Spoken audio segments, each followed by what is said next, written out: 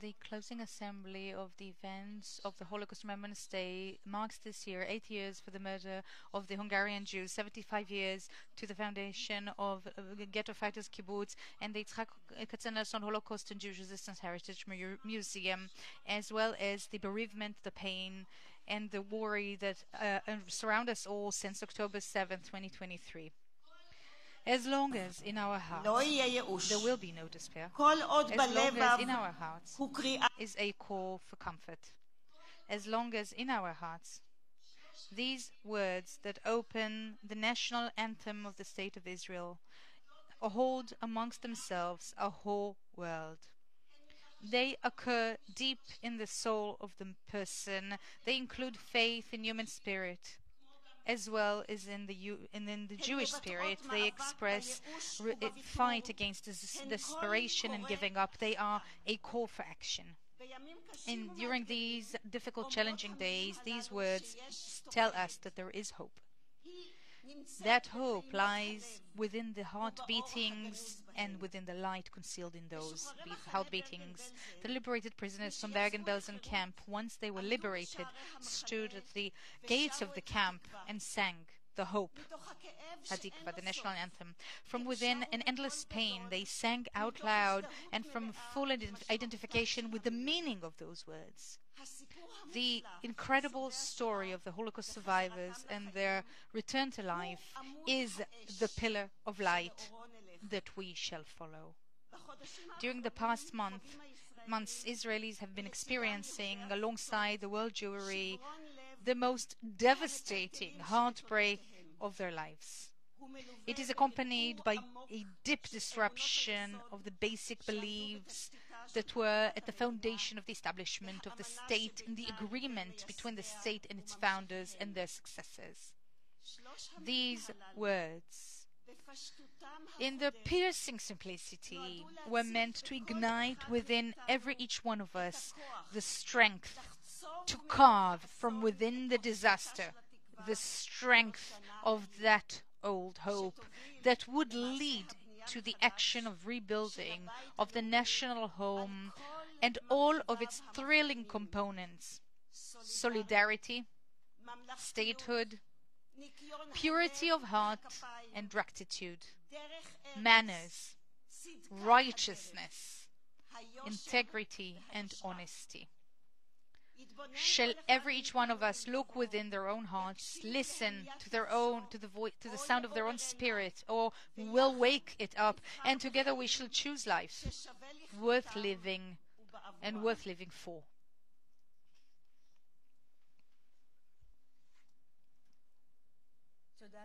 Thank you to the Kibbutz Dance Ensemble and Maya Blazitzman.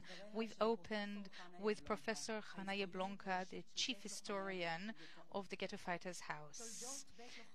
The history of the Ghetto Fighters House this year, 75 years since it's been founded, hold within themselves what happened during that very complex year. Its founders were the members of Kibbutz Ghetto Fighters, that also is now celebrating 75 years of anniversary since it's been founded in the Western Galilee. This year,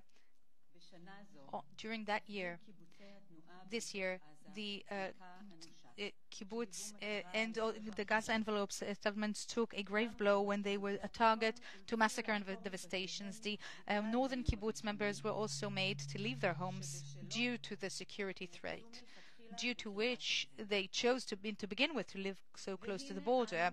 And we are here today despite everything during war at the Ghetto Fighters Kibbutz. It is only natural and symbolic for us to invite tonight to speak to us the Secretary General of the Kibbutz Movement, Lior Simcha, the head of the Frontline Forum, the head of the Regional Council, Mate Asher Moshe Davidovich, and Iftach Keren, the chair of the Ghetto Fighters Kibbutz.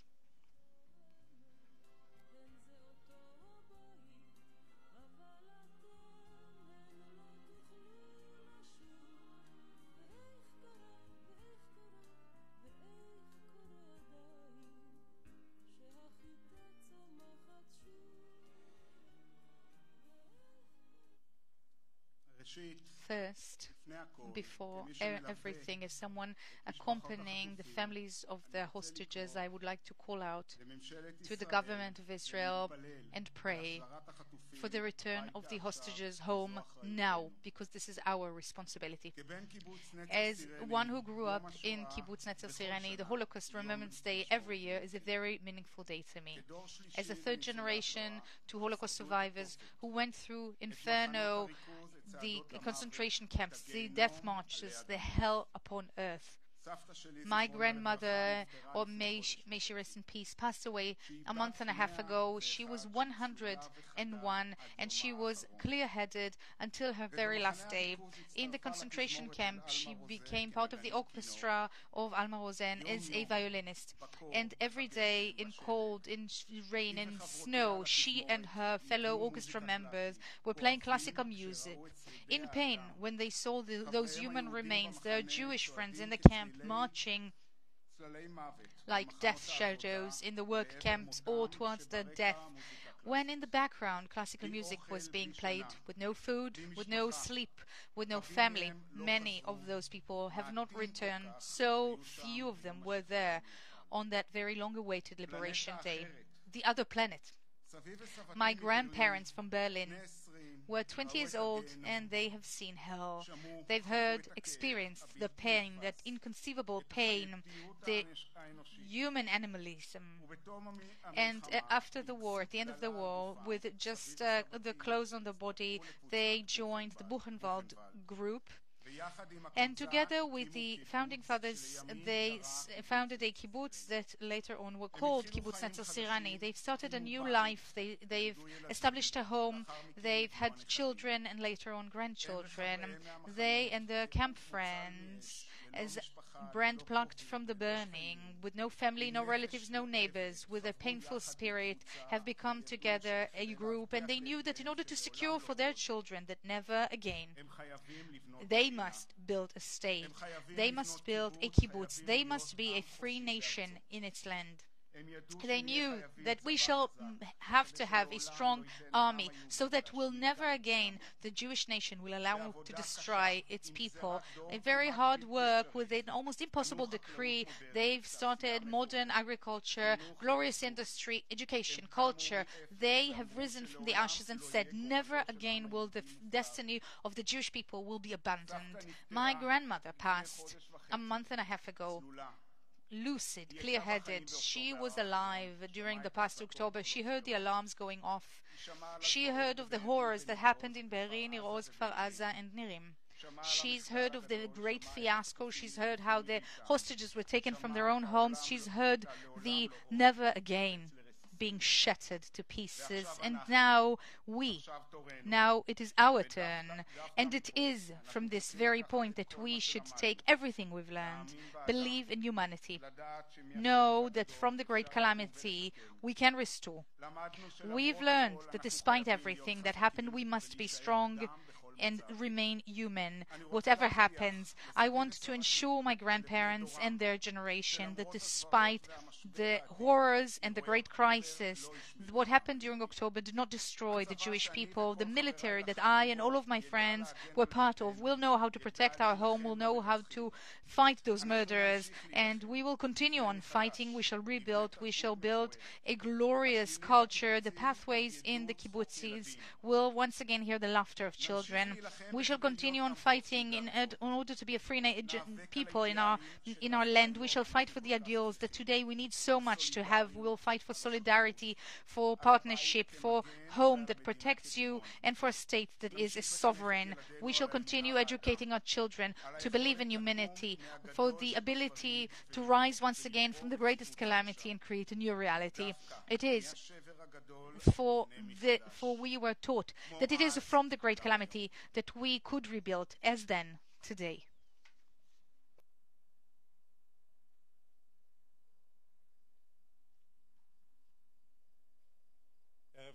Good evening. First of all, thank you so much for all of you for coming here tonight from all over Israel and from the region to take part in this assembly. Something I did not write down in my speech. Just an hour ago, the heavens were pouring rain. There were thunders that I didn't even hear during the winter, and I can't really see you because of the light in my eyes. But a minute ago, when I was sitting in the crowd and I saw this great audience sitting here, and it's giving me this hope, spirit of hope, and it's expanding my soul to see how much our people are strong and how much our people are capable. So we are returning here yearly to this very place, to this great distinguished amphitheater of the Holocaust and Resistance Heritage Museum that was founded, the first one was funded by Holocaust survivors, to very emotional assembly of many participants. But this time, this ceremony, more than any of the years before, is now, to me, has a new meaning, an additional meaning that is very powerful, even more. 4 years after the COVID pandemic and those virtual assemblies that we held at that time, I stood here last year and we talked about how that reality has changed our life beyond recognition in so many aspects of our lives. And 7 months after that horrid day of October 7th, and who could have imagined that we'll even find ourselves in this situation where the state of Israel is fighting for its existence, the assembly that is reminding us once again our fight against the Nazis, the Jewish people fleeing the Nazi enemy, coming to the land of Israel and establishing a home here at the Ghetto Fighters Kibbutz here in Israel, engulfs with all of us the current situation where dozens of thousands of civilians have become refugees in their own land for more than 6 months now, not knowing when they will be able to return to their homes. The sense of lack of personal safety, physical safety.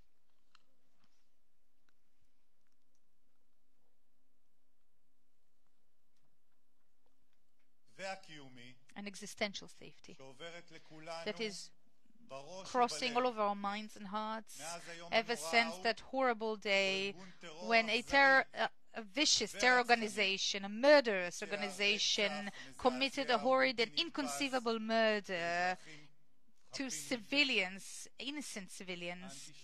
The anti-Semitism that is raising its ugly head all around the world in distinguished academic institutions, in cities, and even comes to realms we couldn't have imagined, such as the UN, is leading us to the very clear understanding that our people are fighting for their existence and for its rights. And if there's something we can learn from the past experience, from our history, is that we have never given up on our way, on our institutions, and the memory molding our identity and our community that became and still is the source for our resilience then as well as today. As part of our heritage for the coming generation, based on our past as a nation, our mutual responsibility that is so great and is existing daily in the communities that are hosting our evacuees, in the giving of the civil society since day one of the war, and of course up to this day, in the daily support of our soldiers. Those soldiers serving all over the borders of Israel with strength and might, with this unprecedented volunteering in every domain of the society, with work that connects directly to the values of this very place, of this house. 75 years after the first assembly, held by the founders of this house. Today as well, maybe even more than in the past, the Ghetto Fighters House is a partner influencing the task of working on the present and molding the future. Together with Mate Asher Local Council, we are here. We are finding the way to deal with the challenges and to address the needs, the different current needs. For example, schools were founded here now, right during this war, and students have moved from insecure, unsafe places to this safe space here. Within this very house, we have students from Mate Asher Regional Council studying. 7 months since the day where many of the residents of Israel have once again found themselves using the word Holocaust, Shoah, and feeling that a great, difficult disaster has befallen upon us all. I want to focus on the word hope and emphasize that we have the duty to continue on with carrying the memory of the Holocaust and the survivors who were killed, but not less importantly, we must continue now in the present with the task of building this country, building the Israeli society, and building our resilience together with this connecting path between the stories of lives and the different communities living here today, for the memory of the victims of the Holocaust, for the benefit of the survivors still living amongst us, and for our safety and the safety of our children and our grandchildren. I will end with the words of Mordechai Nilevich, commander of the Jewish Combat Organization during the Warsaw Ghetto uprising, who were killed while battling the Nazis in the ghetto. We are in the very heart of scum and decay. Within this filth, our war takes place. Let us not forget that the most difficult struggle of all is the one within ourselves. Let us not get accustomed and adjusted to these conditions. The one who adjusts ceases to discriminate between good and evil.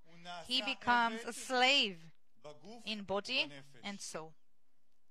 Whatever may happen to you, remember always, do not adjust, do not get accustomed, revolt against this reality.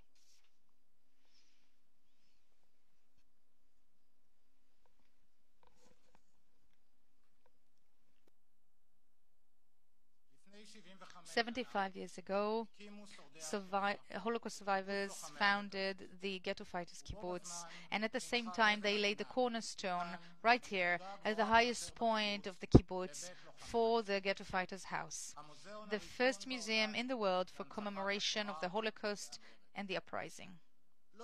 Not only a lively kibbutz and a memorial did those founders want and indeed established, but also a humanistic educational center, teaching and making present the Holocaust and its lessons together with the lessons taken from the uprising to rebel against every evil.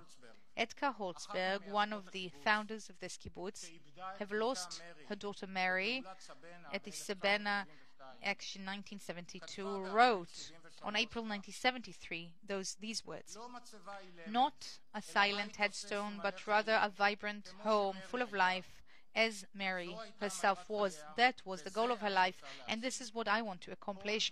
And as long as we live, we must live and let others live."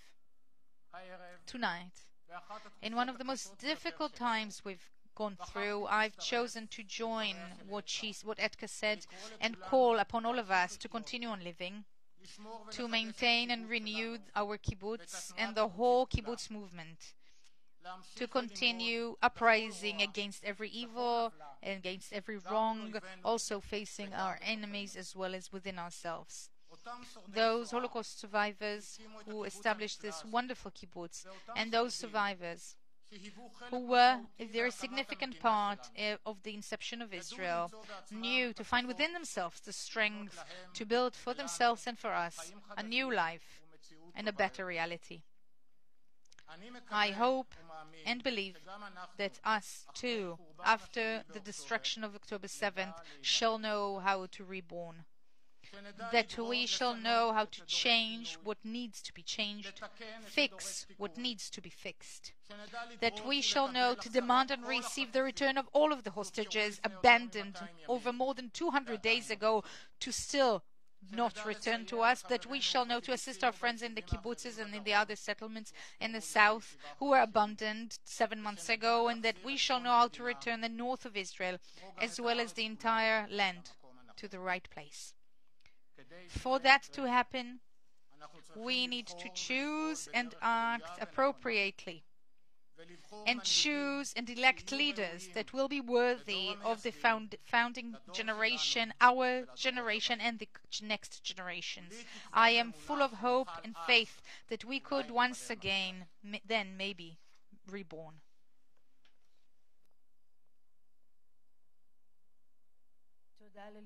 Thank you, Lior Simcha, Director General of the Kibbutz Movement, Moshe Davidovich, Head of the Regional Council, Mate Asher, and Iftach Keren, the Chair of the Ghetto Fighters Kibbutz.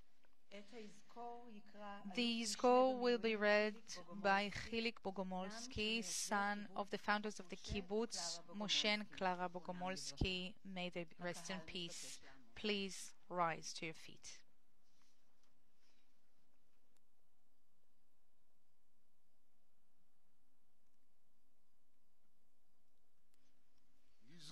Remember, people of Israel, the millions of your children who were slaughtered, burnt, suffocated, poisoned, hanged, and buried alive. Fathers and their children, mothers and their babes, the elderly, youth, and infants. Remember, people of Israel, your sons and daughters who rebelled and fought against the Nazi enemy, the ghetto fighters, the members of the Jewish Combat Organization, and the partisans, the hundreds of precious souls and the unknown warriors of the Jewish resistance who encouraged the desperate into heroism.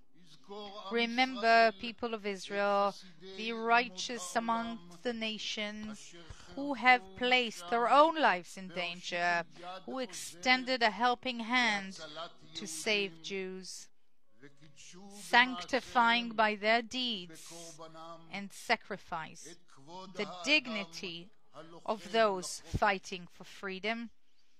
Remember, people of Israel, the soldiers who fell in the Jewish Brigade Group during World War II, the emissaries beyond enemy lines, the pioneers, the illegal immigrants, all the youth of Israel who dreamed and fought, who fell for the liberation of our land and for the establishment of our state, and who paved by their sacrifice the path for the revival of the Jewish people. The people shall indeed remember.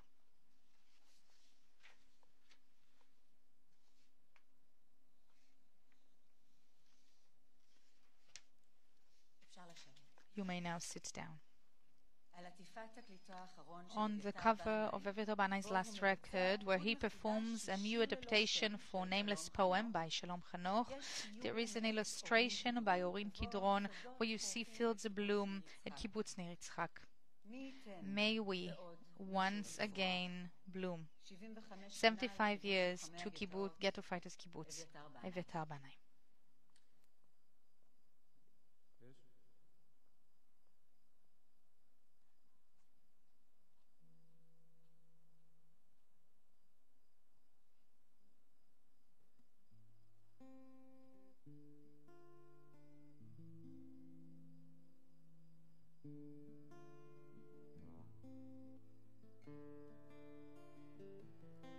שירי ובת קול ברוח, מכתבי השלוח, מסילת חיי, געגועי, את תפילותיי, כי שירי הוא עלה ברוח, הנידף השכוח, הוא האור הרך הנפקח בלילותיי, ואתה הולך אליי בנדודיי, חולפות עליי תמונות ונשמות ושמות שמות, אתה בא והולך אליי. יולדה סביב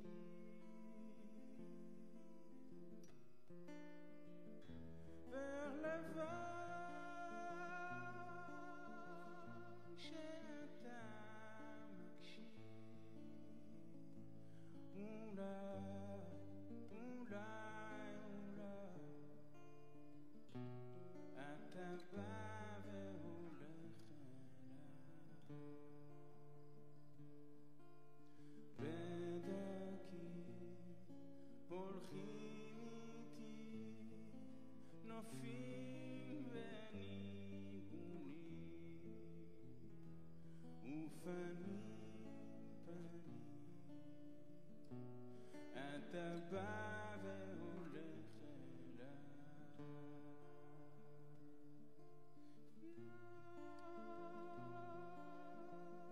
דוניה סביב והיה אם אתה מקשיב, אולי, אולי אתה בא והולך אליי, אולי, אולי, אולי אתה בא והולך אליי,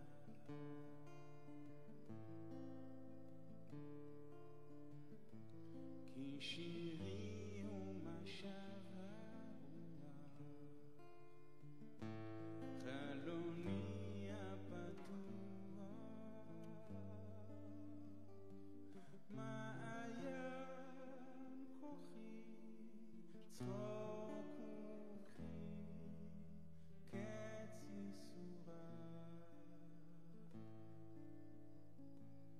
אתה בא והולך אליי.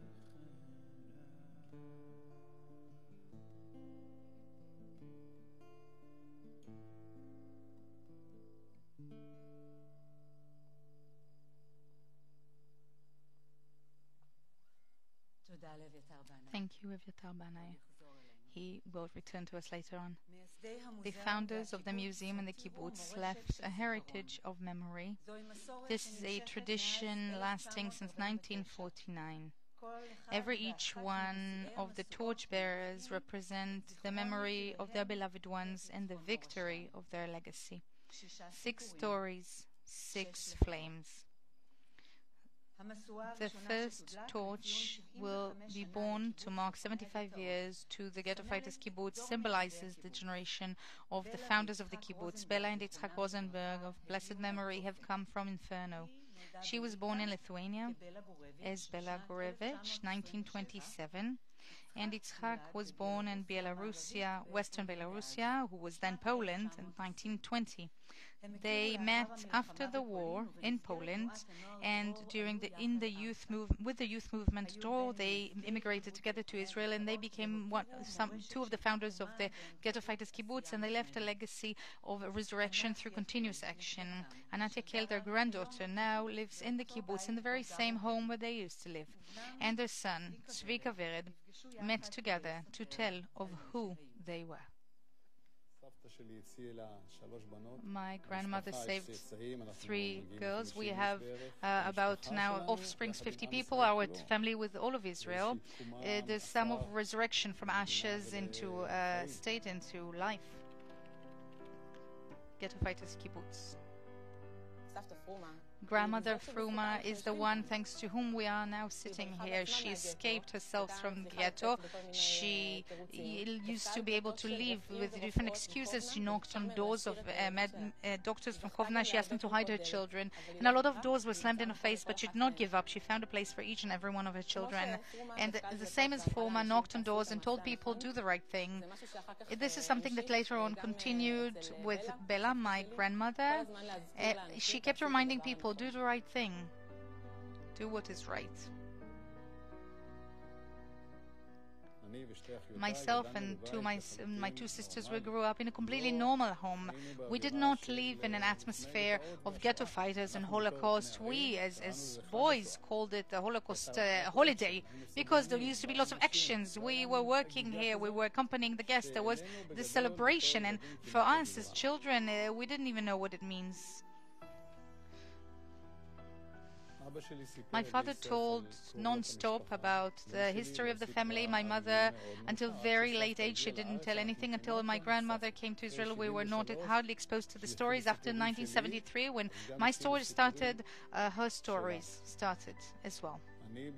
When during the Yom Kippur War I was a pilot in the Air Force, and I was injured and I became hostage in the Syrian captivity, and after 8.5 months we came back to Israel when hostages were exchanged, and truly the proportions of what my parents' generation went through and what we are going through have made it much easier.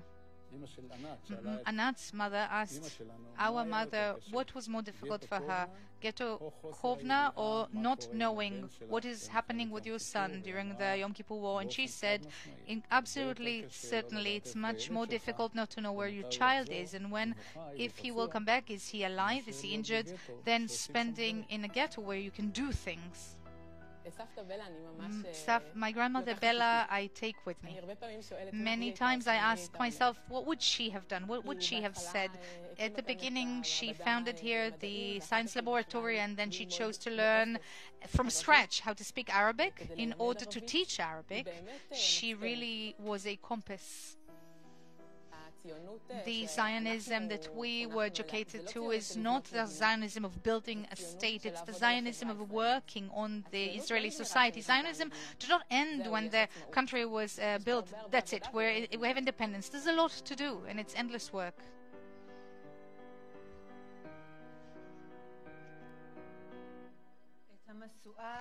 The torch will be borne by 3 generations from the family of Bella and Yitzhak Rosenberg of blessed memory, the son Tzvika Vered, 2nd generation to the Holocaust, the granddaughter Anat Yakel, 3rd generation of the Holocaust, and the great-grandchildren Yali Tubi, 4th generation of the Holocaust.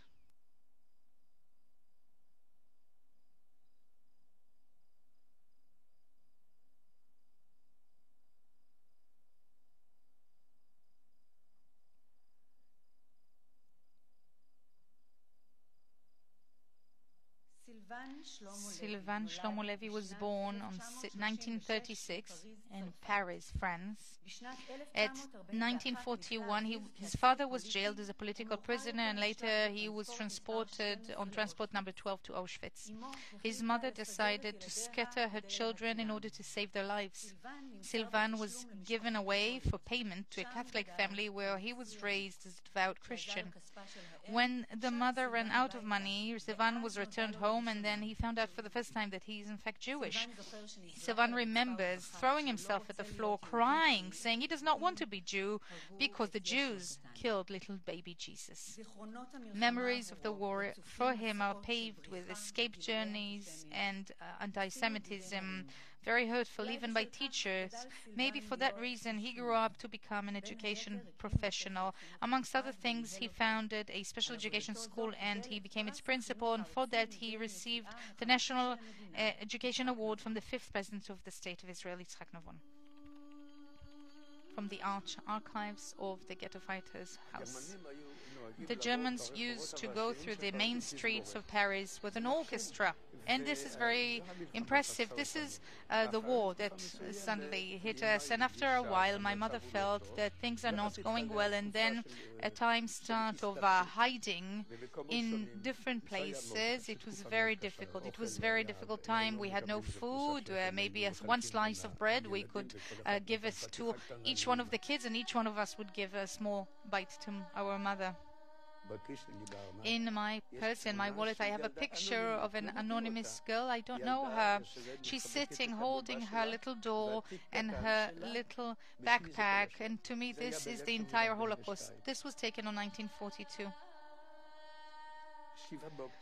October 7th, this horrible image that I see is the eyes of Shiri Bibas holding her two little boys in her hands. I can see her eyes and I want to cry. I have chills. And I immediately think of Lucy, my aunt, carrying in her arms her twin girls towards the murder in the gas chambers. I know what is a suffering child, and I have worked all that time because I know myself with children in despair, in hardship. Children who do not receive love will not be able to give love. Education is not only about the teaching, it's also about preparing one for life. Once I retired, the first thing I wanted to do was working. It was like a liberation of this hardship, and this is what the museum provided for me.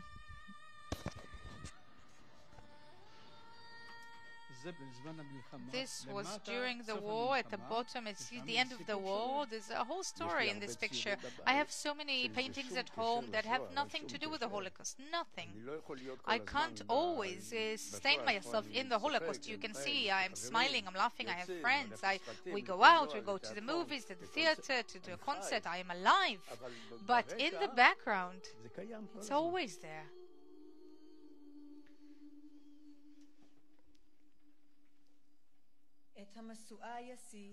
This next torch, the torchbearer will be Sylvan Levy with his two sons, Guy Levy's son and Orit Shuvitz's daughter.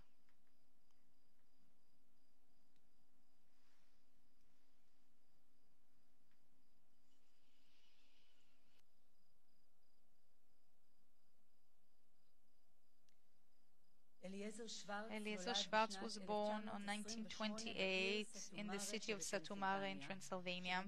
At the time, she was annexed to Hungary.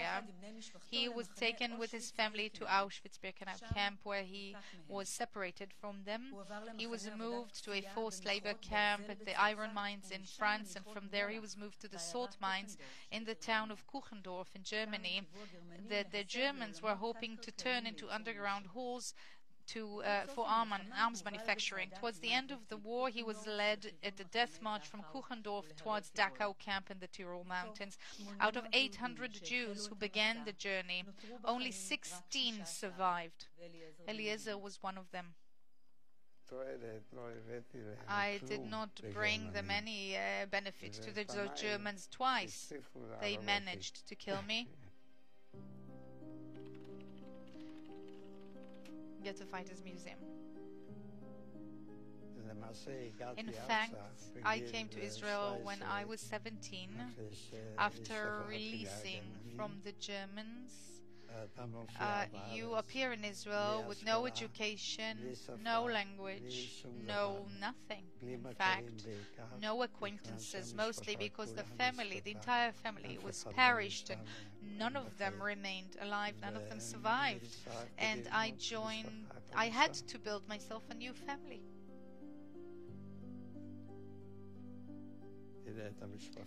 Look at the family, perished completely, except from this picture taken after the liberation. Wow, you were very handsome. Out of all these people, no one remained. This is my most basic book. This PhD I got when I was 81 years old, after I was retired. So I want to tell you something, Eliezer. In this room, at the end of the room, on that wall over there, there are maybe very few pictures that are presenting the murder of the Hungarian Jews in Auschwitz. Yes. And in the very room, seeing this picture and you alongside, to me is maybe the greatest symbol of Holocaust and resurrection. So I'm so very happy to meet you, and we've only just begun. This next torch will be lit by Eliezer Schwartz with his daughter Irit Wiesinger and his grandson Ami Wiesinger.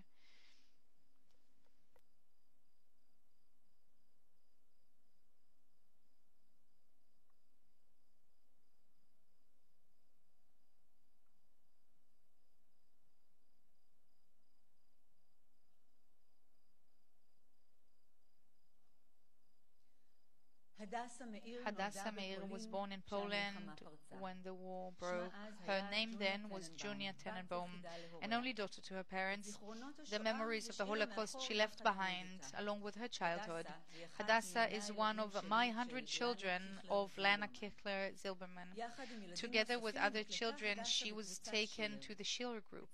In the IDF, she finished an EMS course and continued working in the field. After she was discharged, she became a nurse in the clinic of the Schiller Group. Anyone meeting the noble Hadassah, known to all as Dassi, surrounded by the bird tweeting the flower in her home and her surrounded by a family, cannot imagine themselves the horror experienced by Dassi as a lonely child. Schiller Group, the home of Hadassah. During the entire war, we moved from ghetto to ghetto, from home to home, from bunker to bunker. The bunker where I was, it was discovered, and then everyone was taken out of it, and only myself and my mom remained behind because it was very dark and they didn't see us. And when we came out, we met there was one uncle there, and he said he knows where there's another bunker. And then he brought us to that bunker where we remained for 9 whole months. There was it was very crowded there. You couldn't even move there. You could only lie down or get out of the bunker, out to the air a bit during the night. For 9 months we haven't seen the light of day. We ate once a day. To speak, you only speak during the night, which becomes like a game. You don't really understand this whole tragedy.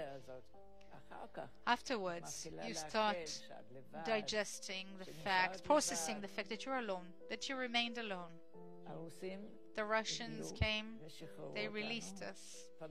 I met a pediatrician there. He decided that I don't look so healthy, and he said I need to go to get well. And in Zakopane was the first time I met Lena. There was a nurse at the children's home at Lena Kittler's. She was so devoted and I loved her a lot. And maybe she's the one who gave me that bug of becoming a nurse.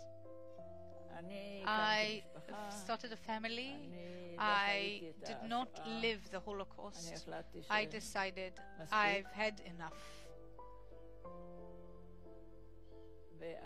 And now, only after those people taken hostages and their stories, it brings back some of the memories.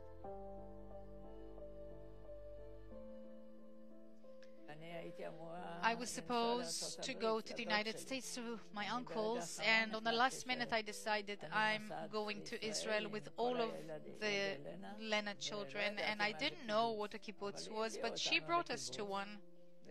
And ever since then, I remained there for 75 years.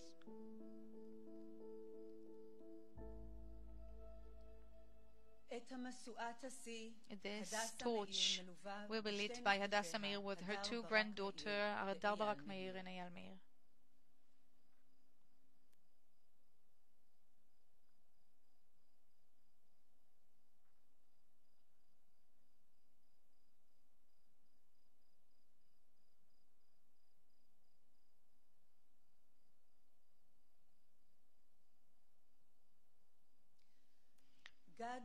Gad Fartouk was born in Tunisia at 1931 under the name Chmais Fartouk.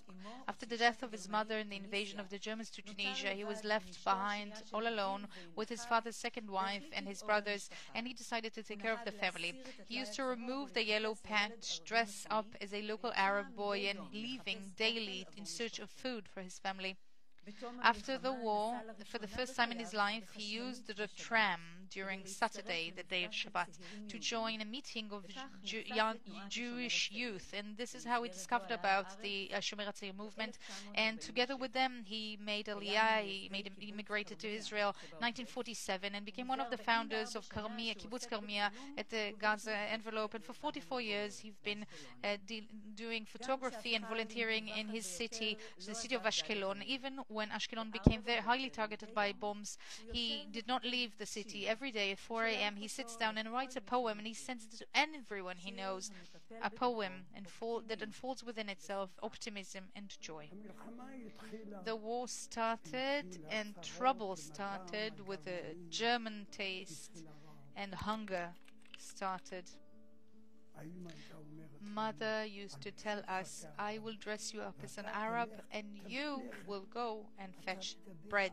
You will only speak Arabic.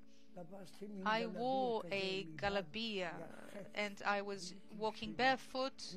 I saw she gave me this honor as if I am in charge. I'm responsible to bring the bread. After the war, I discovered the Shomer HaTzair and came to Israel. The Shomer HaTzair movement sent small groups, and we came to Kibbutz Beit Zera. They took us with a rifle to God, and once again to God. At the end, we said, "What is this thing?" And they said, "What? Don't you know? You belong to Arel.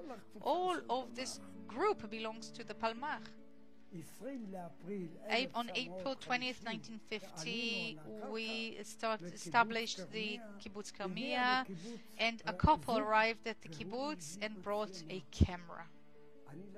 I took that and started touching it. I did not understand any of it. I took pictures, sent the film to be developed. It was all black. I tried once more. 2 or 3 pictures were successful, and then again and once again. And one time, 36 photos were successful. I mean, maybe without the head or without the feet, but everything was fine. And suddenly everybody knew that God is the kibbutz photographer. And I went to the Barzilai hospital. Only one ward was founded there, which was maternity ward, and I took pictures there in the morning of a baby who was born, and then at 4 p.m. I went there and presented it to the parents, and they could not understand what I am showing them.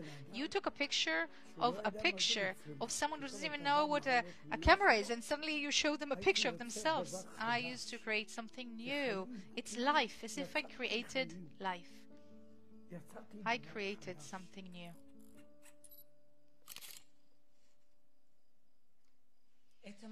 The next torch will be lit by Gad Fartouk with 2 of his sons, Nir Fartouk and Yoav Fartouk Manor, and together with his grandson, the soldier who surprised and showed up from the front line to assist his grandfather lighting the torch.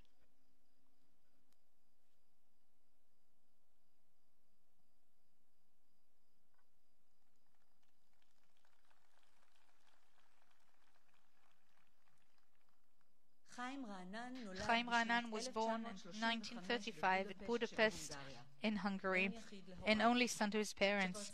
When the war broke, he lost contact with his father, who was in Israel at the time, preparing the home for the immigration of the family. He was saved with a Raoul Wallenberg protective passport and moving from ghetto towards a place that was called the Safe Buildings. When the war ended, he was 10 years old, and Chaim went with his family via Romania and Italy to the state of Israel, where he was jailed in the Cyprus internment camps. In Israel, he joined when he was 17 years old to the Bamale group at Holon, and he moved to Kibbutz Be'eri, where he founded a family, a beloved family, with his wife Hannah. Chaim survived the terror attack by Hamas on October 7th, when we had life in this paradise. It was good life. The devastation of the Kibbutz Be'eri. I was born in Budapest. I was an only son to my parents, and after the Germans were already there, they decided to concentrate all the Jews in the ghetto. We heard that they're looking for our family. And indeed, the moment have come. They entered. They were dressed. They were dressed up as the Arrow Cross, and they worked, searching and saving Jews. And we received Swedish documents, which allowed us to move to another quarter of Budapest, where we remained until the Russians conquered Budapest. Everyone tried finding the likeliness or the difference between these two Holocausts, which is why the difference is great. It's not even similar. You don't compare one Holocaust to another. It's not the same. It's not the same background. At that time, we were led to the butcher, and today we have a state. We have an army. Where were they? 100 people. Every one of them. I know them. I know their father. I know their mother. I know their children. I know them all.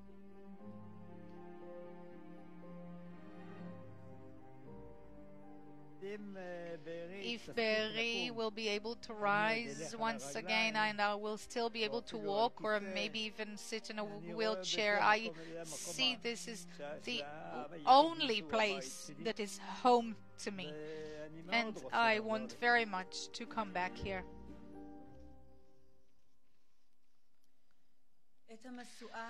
This torch will be lit by Chaim Ra'anan with his son Nitzan Ra'anan, who was together with him in the safe room in his home at Kibbutz Be'eri on October 7, and also with his grandson Gershon Gera.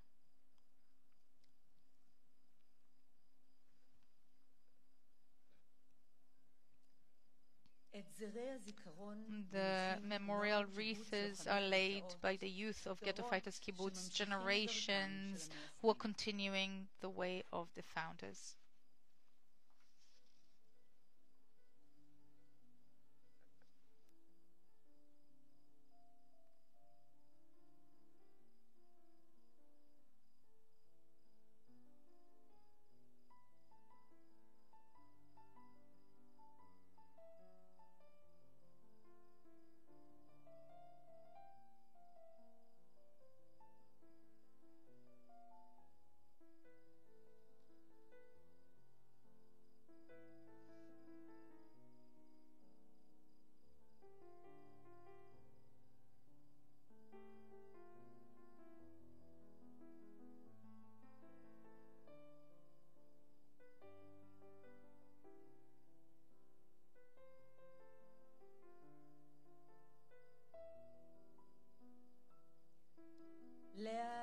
Leah Lilka Fried was born in 1937 in Tarnów in Poland.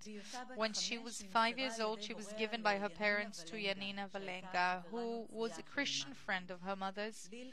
Lilka lived with Janina and her family members not far from the Jewish ghetto in the city. 6 months passed, and then Janina started getting concerned that the Jewish girl will be discovered, so she looked for a new hiding place, and they went together to Przemyśl, close to the Russian Russian border, where in a small Franciscan monastery, Leah was concealed as a devoted Christian for 3 years.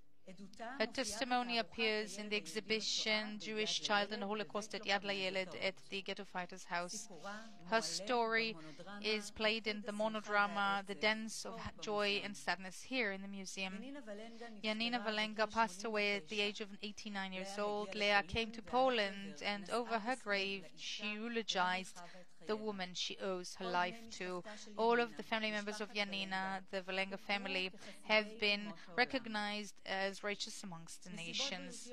For health reasons, Leah Fried could not join us here tonight, and on her behalf, the wreath for the righteous amongst the nations will be laid by her daughter, Etta Fried, who was named after Esther, Leah's mother, Esther Blumenkraft, of blessed memory, and the actress Leah Yuker, who plays Leah in the monodrama The Dance of Joy and Sadness, playing now in this museum for 25 years.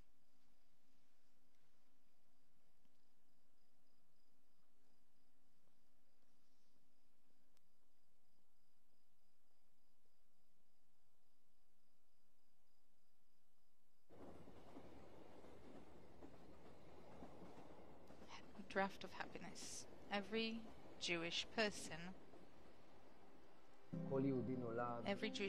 is born with an imaginary number on their arm that always follows them during their lives, during their death.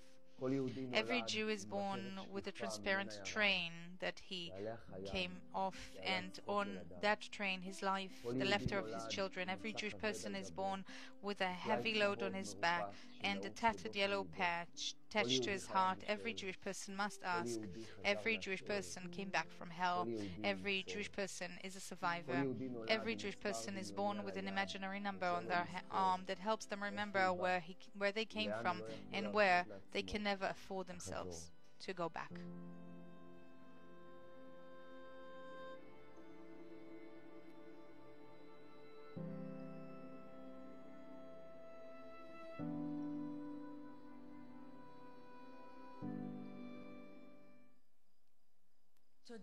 Thank you, Noam Chorev, for that light, that spark that is required in order to survive, to ignite hope, the chance to be rescued. Evyatar Banai, I have a chance to be rescued.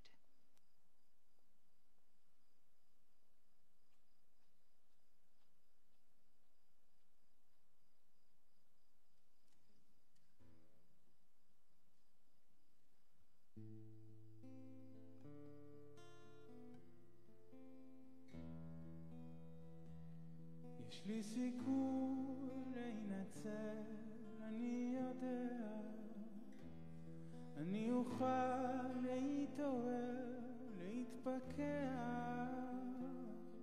אני אוכל עוד לדבר באהבה על עצמי ועל העיר ועל אישה.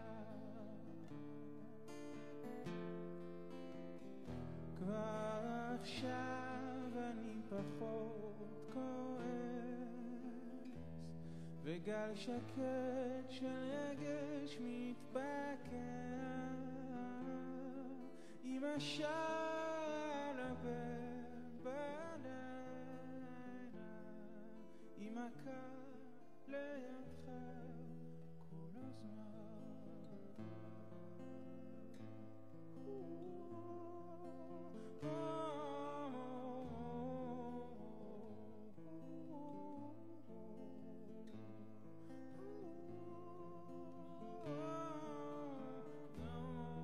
אני מרגיש שמשהו משתנה, העייפות תחלוף, האור יעלה, ואז אכיר אותך יקירתי, ומיד תכירי את אותי. תמיד פחדתי להשתגע, כשהלב יקפא ויתרוקן, עכשיו כמו שאני יושב, יש לי סיכוי להינצל, אני חושב.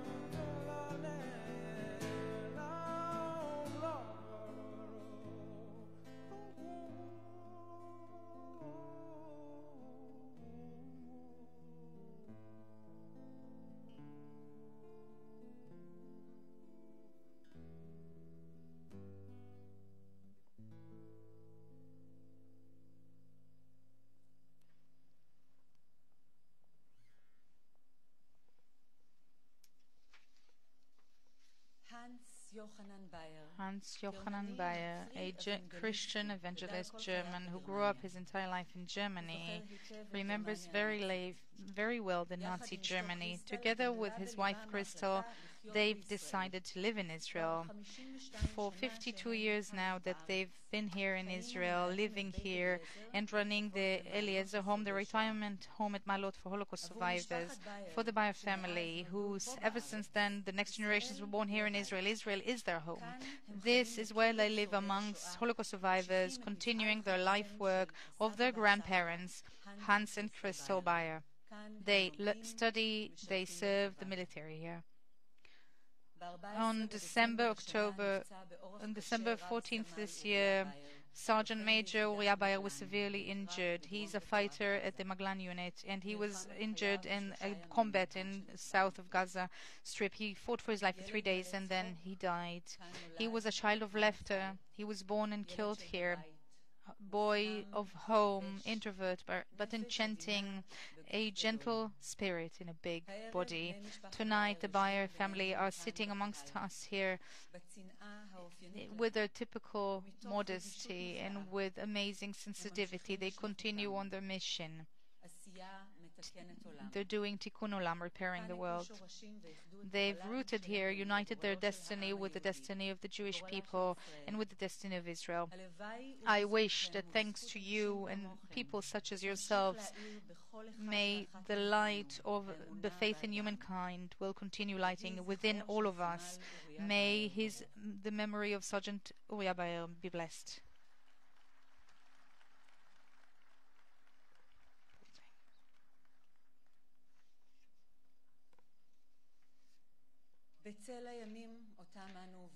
During these days we are going through where complete towns in south and north were evacuated, and even amongst us we have people who are evacuated from their homes for 7 months now. I am now inviting the General Officer Commander of Northern Command, Ori Gordon.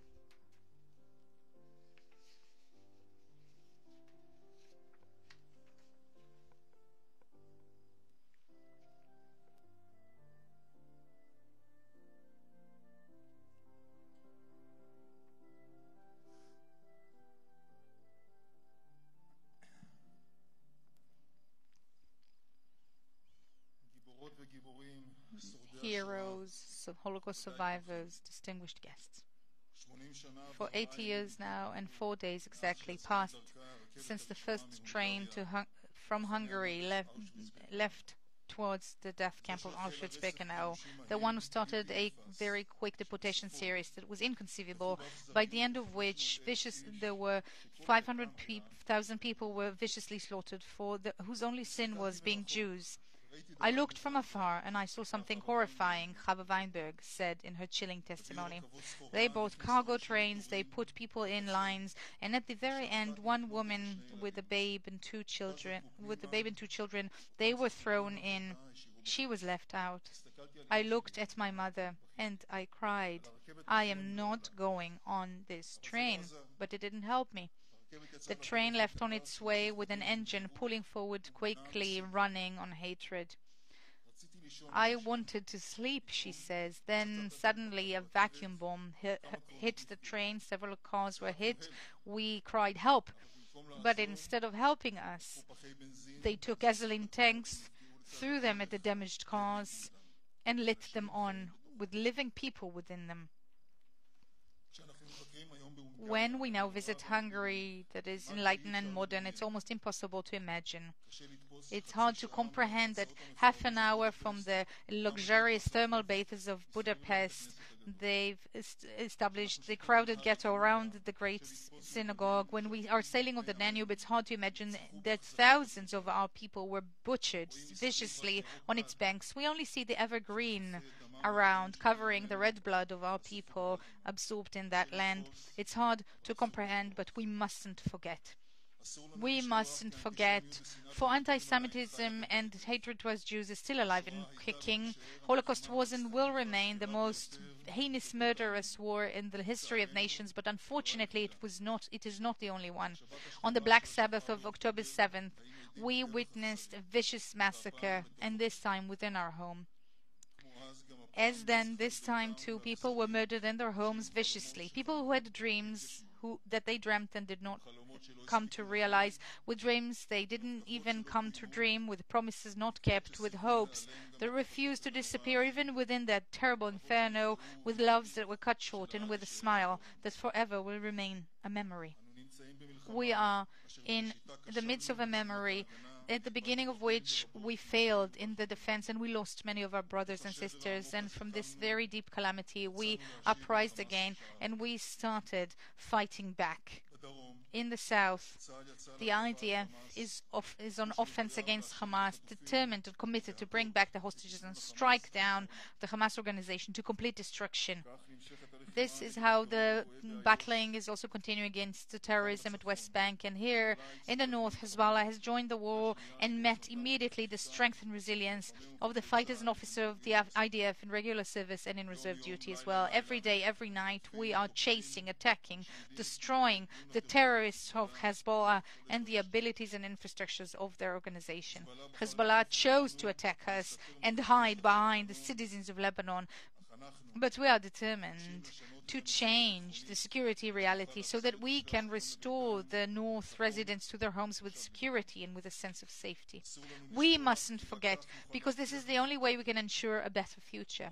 As then, this time as well, we rose up from the destruction and devastation and pain, and we embarked on the most just war for our home. Then the people sent dozens of thousands of Jewish fighters that fought with the Allied forces and with the Jewish brigade, ghetto fighters and partisans fighting for their liberty. Today, it is the soldiers and officers in regular service and reserve duty from the city, from the town, from the kibbutz, boys who just finished high school, and family men fighting shoulder to shoulder as the shield that our brethren prayed for when they were led to the crematorium. 80 years, and still the spirit of heroism that is in the memory of the ghetto fighters is growing strong, igniting the hearts of the young fighters, their upholders, the protectors of Israel. The IDF is of the people and for the people. It is a protecting enemy that is ethical and strong. It is the direct continuation of your heritage. It symbolizes your victory. It enables our liberty despite all threats.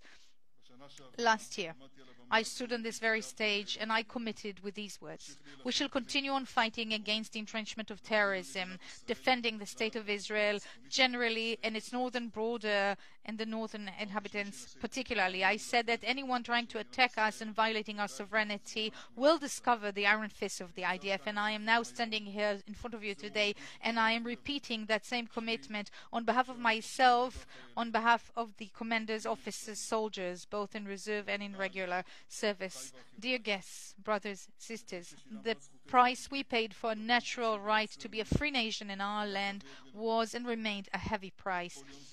every Memorial Day is a very strong reminder of this. But this year, the Memorial Days have a different meaning. We are still in the midst of a very complex war to ensure our right to live with security and safety. During the past days as well, our fighters died fighting for our home, and I would like to embrace the bereaved family during their hardest time. The price is very heavy, it's very painful. It's just another very tangible reminder for ourselves that the right is always accompanied by the duty to go on fighting shoulder to shoulder together. Together we shall continue training. Together we shall continue to intensifying and improving our abilities. Together we shall nurture within ourselves the values of love of mankind, of our nation, of our land. Together we shall ensure that here, in this life work, flourishing in the land of our ancestors, the Jewish nation will continue on thriving, developing, and becoming as an example for the nations of the world. Together we shall remember the past. We shall hear every story. We shall watch every video, and we shall hold every page of diary or painting that survived. Together we shall commit that never again. Together we should look squarely at the future and promise that never again our lives will be depending on the favors of no one, that we shall continue to be a free nation in our country.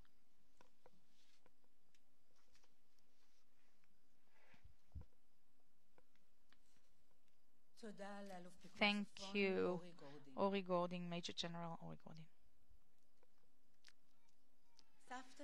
My grandmother, Miko Biederman, was born in the Carpathian Mountains. When the war broke, she was sent to Budapest. Apart from one brother, none of her family members survived. She was 17 years old, going in and out the ghetto, getting forged documents for other people. In hindsight, I understood that she and her surviving brothers belonged to the Zionist youth resistance movement in Hungary. She passed away at the age of 94.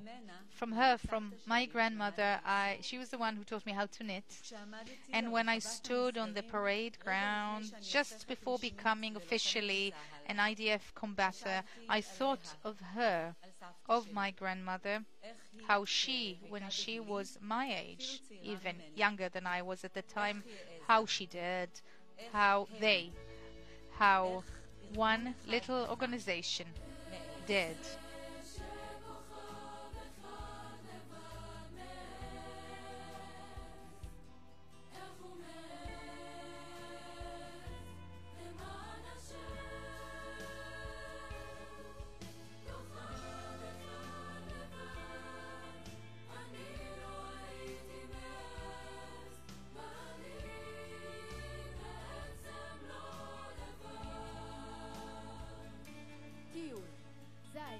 A hike. That was the code name of the operation, where the resistance fighters in Hungary smuggled about 7,000 youth and helped them cross the border to Romania. All that time, the resistance fighters provided them with certificates, food coupons, and money to their friends, and made sure and to take care of their friends who were captured and jailed. Many of them did not have the luck. They were captured, tortured, and murdered. Some of them simply disappeared. And until this very day, we don't know what happened to them.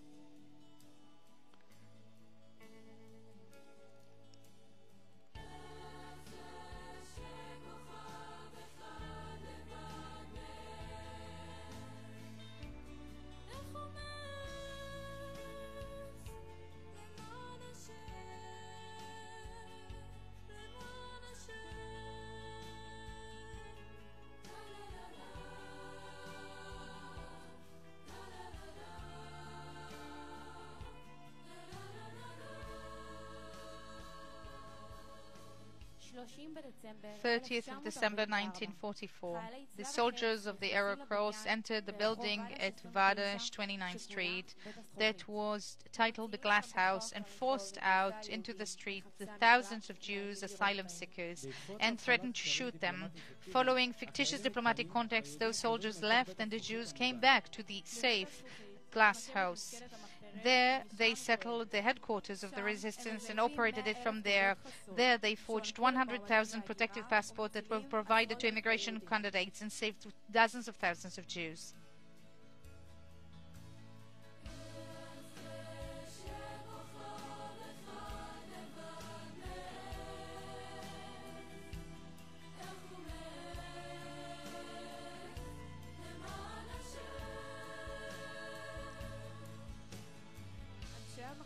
The people of the resistance picked up more than 5,000 children abandoned in the streets of Budapest, the freezing streets. Most of them were saved. And after the war, they made sure these kids were brought to Israel.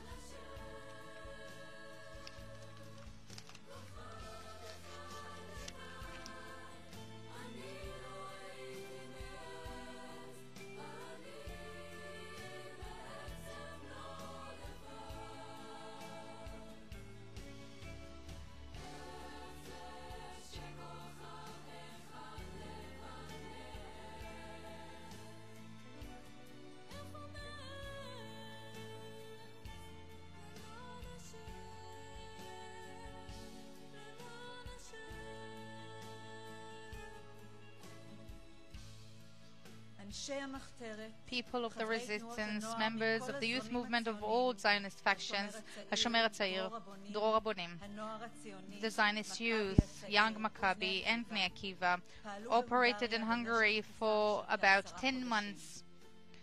The battle for the lives of the Hungarian Jews became one of the most effective rescue battles during the Holocaust.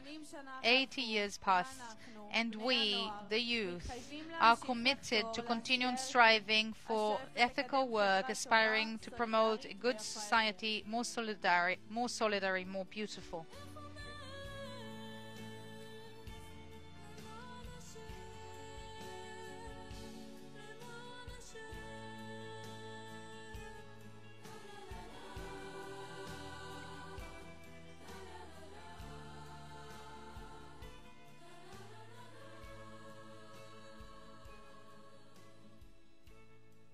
ועכשיו יעלו ויבואו אל הבמה עשרות בני נוער וחניכי בית הספר לקציני ים עכו. שירת הנוער, שירת עתידנו, שיר התחדשות בניין ועלייה. מן הגולה ינהרו אחינו, ארץ מולדת שבה לתחייה. מזה חולל הפלא ארץ מולדת, מזה הקים כל אלה ארץ מולדת. זו ידך, ידך, תנועות הנוער, Youth movements, הנוער העובד והלומד. The youth movement Bnei Akiva, youth movement Bnei HaMoshavim, youth movement HaShomer HaTzair, youth movement Ezra, the Beitar National Youth, and Machanot HaOlim. The students of the Navy Officers Akko School and the youth of the Ghetto Fata Kibbutz. Our future generation is here with us this very day. This is the singing of the youth, the song of our future, song of revival, resurrection, and aliyah, uprising.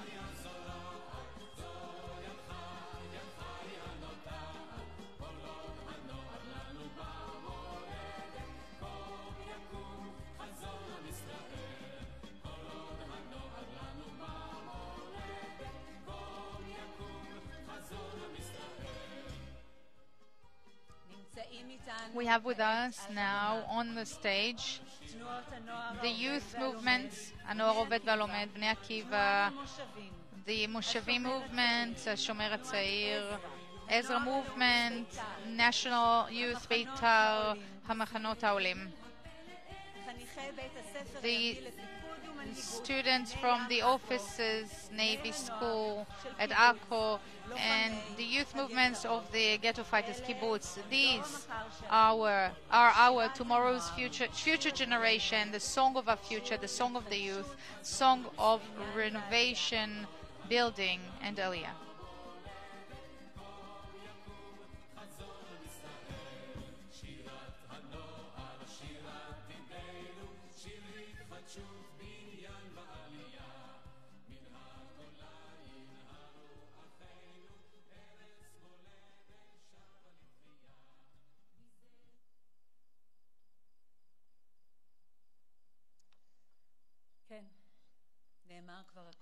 Everything was already said.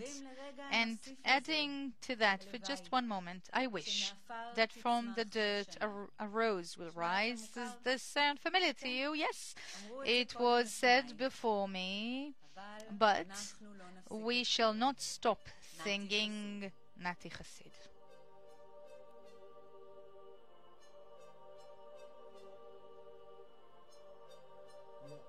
כי נאמר כבר הכל ואין לי מה להוסיף לזה.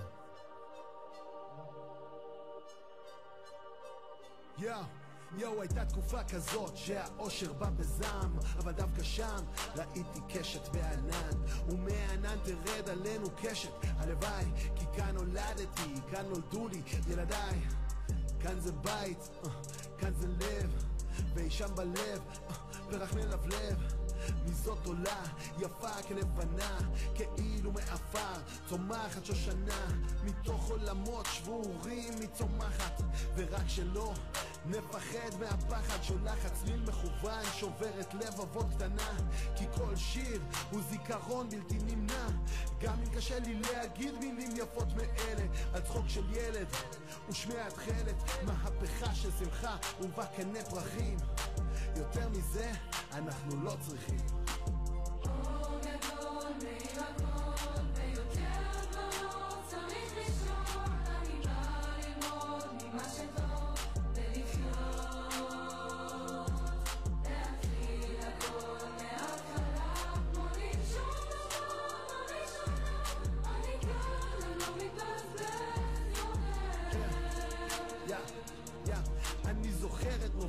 עננים עננים בעיניי, אני זוכר גם את אוקטובר, עוד לא אהבתי די, היא על השקט, על הבכי, ועל זה השיר. אור גדול, מאיר הכל, ויותר בנות צריך לישון, אני בא ללמוד ממה שטוב, ולחיות, להתחיל הכל מההתחלה, בפעם הראשונה. כי לא נאמר הכל ואין לי מה להוסיף לזה לחיי העם הזה, כי כמה טוב שהוא כזה, ואור גדול עולה מתוך החושך נתגלה, הלילה יימלט מפני הבוקר העולה. אור גדול מאיר הכל ויותר בנות צריך לישון, לא צריך לישון, ללמוד ממה שטוב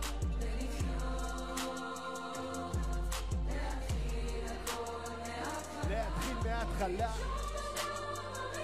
בפעם הראשונה.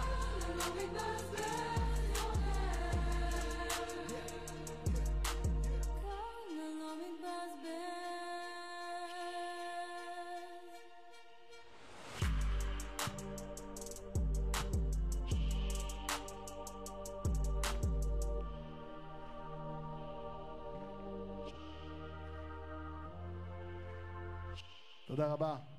Thank you so much.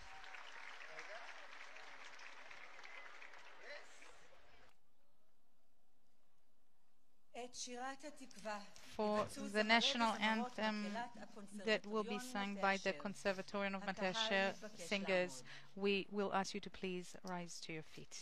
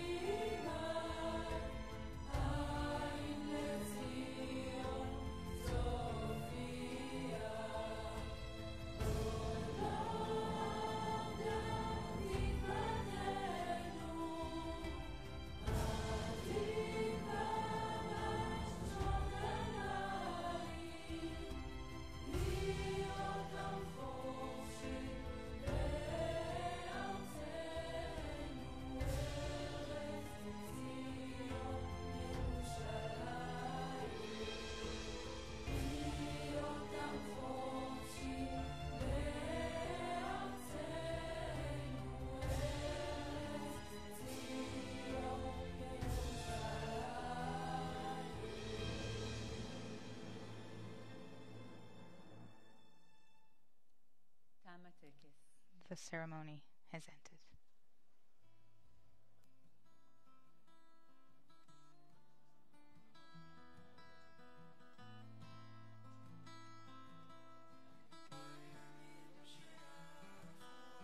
בימים שיעברו עלינו נדע לשאת יותר עצבות רכה והשמיים יחכו לנו עד שנביא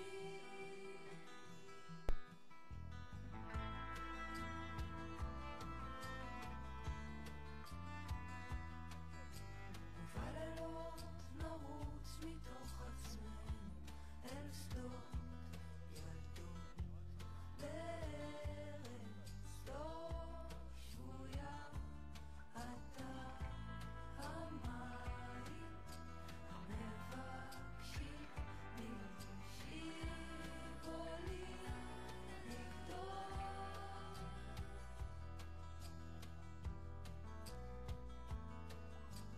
אלוהים ודאי מקשיב תמיד ללב כשהכאב הוא אבן שם אני כמעט כבר מת מאהבה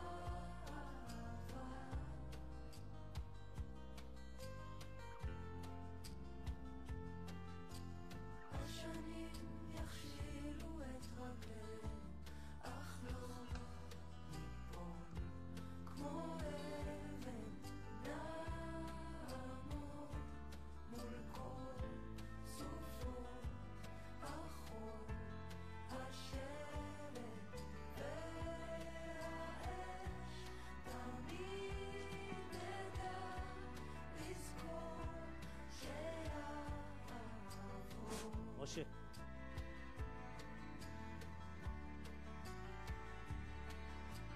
אלוהים ודאי מקשיב משה, תאורה של המוזיאון. ללב